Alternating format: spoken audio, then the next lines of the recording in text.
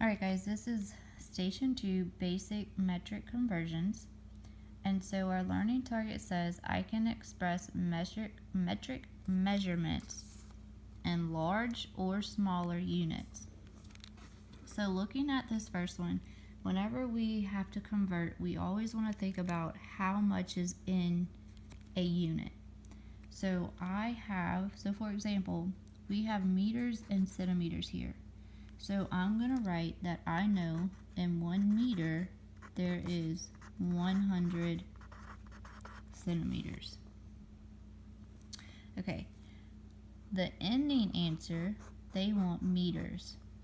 However, if you remember, when you go from a smaller unit to a bigger unit, so when you go from small to big,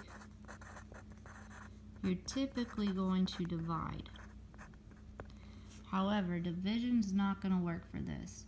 So we're actually going to change these 3 meters into centimeters so that we can add those two up. So if I'm trying to go from meters to centimeters, so I'm going now from big to small, you are going to multiply. Well, if I know that 1 meter is equal to 100 centimeters, then I can multiply my 3 meters times 100. And that will give me 300 centimeters.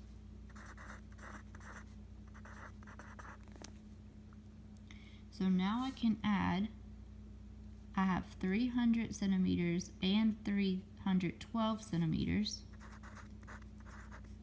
So I'm going to add those up, and I get 0 plus 2 is 2, 0 plus 1 is 1, and 3 plus 3 is 6. So now I have a total of 612 centimeters. Now, we know that there's 100 centimeters in 1 meter. So this would actually mean that if there's 100, if I look in my hundreds place, I only have 6 meters, but how many centimeters do I have left over? 12. So we actually need to write 12 centimeters on the side. Okay, let's look at this next one. Now I have kilometers and meters. Well, I know that in 1 kilometer, that is equal to 1,000 meters. So I'm going to take my largest unit and decompose it down to my smaller unit. So if 1 kilometer is equal to 1,000 meters, then that means I have to multiply 13 times 1,000, which is equal to 13,000 meters. But I also have this extra 27 meters that I have to add. So when I add my 27 meters, then I get 0 plus 7 is 7, 0 plus 2 is 2, carry down your 0, and your 13. So now that gives me a total of 13,027 meters. And it did want it in meters, which is why I was able to keep it. Okay, let's look at the next one. So again, we're at kilometers or kilometers and meters. So we know that 1 kilometer is equal to 1,000 meters. Here they gave us the answer of just meters. So I'm going to teach you a trick. Whenever we're talking about kilometers, we know that we're in the thousands place. So anything before that comma is in the thousands. We have our 1,000s, 10,000s, and 100,000s. So if we were to pull out just our thousands, how much would we have? Well, we would have 915 kilometers. And then everything else would be what's left over for our meters. So here we would have 8 meters. Okay, we're going to practice some more because I know that's kind of confusing. But same thing over here. We were looking at our hundredths place. So in our hundredths we had 6. So that means we would have 6 meters. And then the rest of it is how much we have left for our centimeters. Here we know that kilometers means that we have 1,000 meters. So I was looking in my thousands places, and that gave me 915 kilometers. Alright, now let's look at, we have kilograms and grams. Well, I know that in 1 kilogram equals 1,000 grams. It wants our answer in grams. So we're going from big to small, which means to multiply. So if I have 25 grams, that means I have to multiply 25 times 1,000, which is equal to 25,000, and this is in grams. But I still have these 9 grams that I have to add to it because all we did was convert the 25 kilograms. So now I'm going to add in those 9 grams, and when I do that, 0 plus 9 is 9. I have a 0, and a 25. So that would mean that 25 kilograms and 9 grams is equal to 25,009 grams. Alright, here again we have grams and kilograms. So we know that 1 kilogram is equal to 1,000 grams. They gave us just grams, and we have to convert it into kilograms and grams. So if we have the number 7,481, and we know that we have to divide, but we're dividing by thousands, which means that we're pulling out this 1,000. Well, how many thousands are there? 7.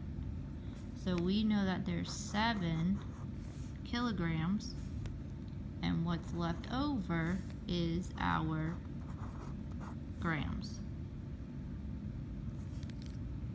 So we have 7 kilograms, 481 grams is equal to 7,481 grams. You're going to start to notice a pattern between these numbers, especially when you relate it back to place value. If you're looking at your thousands or if you're looking at your hundreds. Alright, let's look at this one. So we have kilograms, grams, and we want our answer in grams. So we know that 1 kilogram is equal to 1,000 grams. So this kilogram we have to convert to grams because it wants our answer in grams. So when we do that, we would multiply 210 times 1,000 is equal to, remember we have 1 times 21, which is 21, and then we have 1, 2, 3, 4 zeros. 1, 2, 3, 4 zeros. So that gives us a total of 210 grams. But don't forget that we also have that 90 grams that's connected to it. So we have to add that. So when you do that, 0 plus 0 is 0. 0 plus 9 is 9, 0, and then put your comma, 0, 1, and 2. So 210 kilograms, 90 grams is actually equal to 210, 90 grams. All right. Also, with metric conversions, you're going to have to learn how to compare, but it's easy whenever you get them into the same unit. So remember, unit is what's tagged behind them. So our unit here is liters and milliliters. Liters and milliliters. I personally like to convert to the smaller unit. So our smaller unit here is milliliters. So that means I'm going to convert both of these into milliliters. Well, to do that, I need to remember how many milliliters are in 1 liter. Well, I know that 1 liter is equal to 1,000 milliliters. So if I want to convert this liters to milliliters, that means I have to multiply this 2 by 1,000. So 2 times 1,000 is equal to 2,000. But I also have the 500, so I gotta add that in there. So when I do that, this answer is now 2,500 milliliters. And I need to compare that with this. Well, over here I have 70 liters, so I gotta multiply. 70 times 1,000, which is equal to 70,000. But don't forget that we still have our 850 to add to it. So when we do that, 0 plus 0 is 0. 0 plus 5 is 5. 0 plus 8 is 8. And then our comma, bring down your 0 and bring down your 7. So on this side, I have 70,850. So is 2,500, or if I have 2,000s here, but I have 70,000s here, which one is bigger? Well, 70,000. So I know that my alligator is going to eat the bigger number. You could have also looked at, okay, well, I only have 2 liters on this side, but I have 70 liters on this side. Well, obviously, which one is bigger? 70 liters. All right, let's look at this one. So now we have one answer that was converted directly to milliliters. So that means I have to convert this whole answer into milliliters. So again, we know that 1 liter is equal to 1,000 milliliters. So I'm going to take this liter and convert it. So 86 times 1,000 is equal to 86,000 milliliters. But again, we can't forget the 300 that's connected. So we're going to add that. Those are milliliters.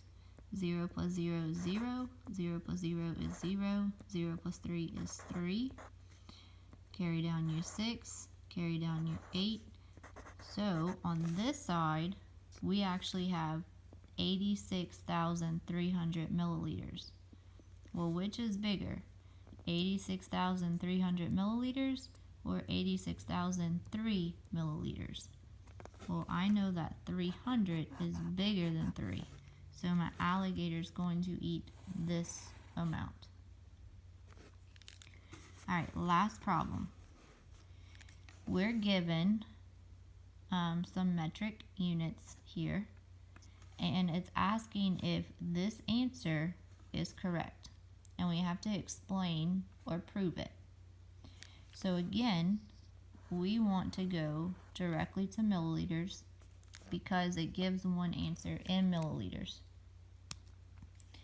So I'm going to change the 12 liters into milliliters. 12 times 1,000 is equal to 12,000. But we also have the 345 milliliters to add to that.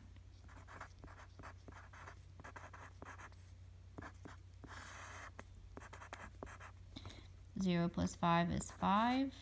0 plus 4 is 4. 0 plus 3 is 3.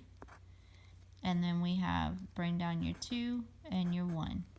So over here, we have 12,345 milliliters. Well, when I look, that means that they're both the same. So is this answer correct? No.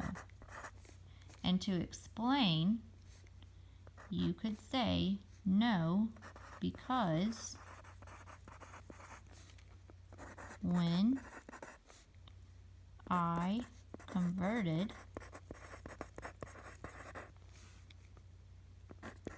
the 12 liters, 345 milliliters to just milliliters, I was able to get the same answer. Now, that's the explain. Your proof part, guys, is what I just did right here, where I showed that we're multiplying by 1,000 to get to our milliliters, and we added them up. So here you're proving it to me, but you still need to answer the question of no. All right, get started with your independent work.